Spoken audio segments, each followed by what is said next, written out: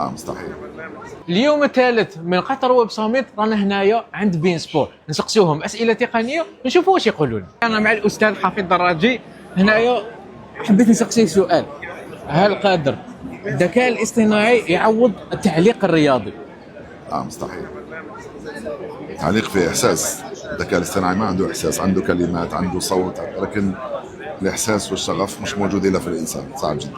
ما صعب الذكاء الاصطناعي يولي نسخه مكلونيه من من الاستاذ حفيظ دراجي. ممكن يقلد، ولكن صعب انه يعوض. ممكن يقلد. ثم العاطفه تلعب دور. طبعا احساس يعمل دور.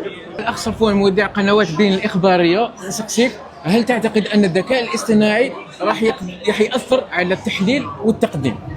الذكاء الاصطناعي أداة هامة جدا وضرورية لأي صحفي أنه يبدأ باستخدامها، ستساعده كثيرا في عمله كمقدم وكمراسل وكصحفي، لكن أبدا ليس لدي أي اعتقاد أو خشية من أنه الذكاء الاصطناعي سيحل محل التجربة الإنسانية.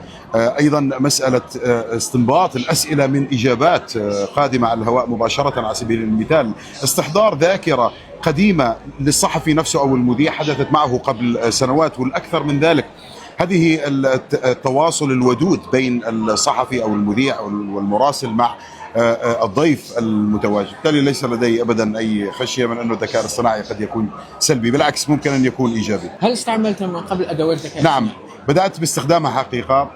ما يميز الذكاء الاصطناعي هو سرعة ودقة المعلومة التي يجلبها، لذلك بالنسبة لي أعتمد عليها في إعطاء شيء سريع جدا. أحتاج معلومة معينة عن هذا الشخص بدلا من البحث على منصات المحركات البحث المعتادة، أستفيد منها بهذا المنطق. نعم.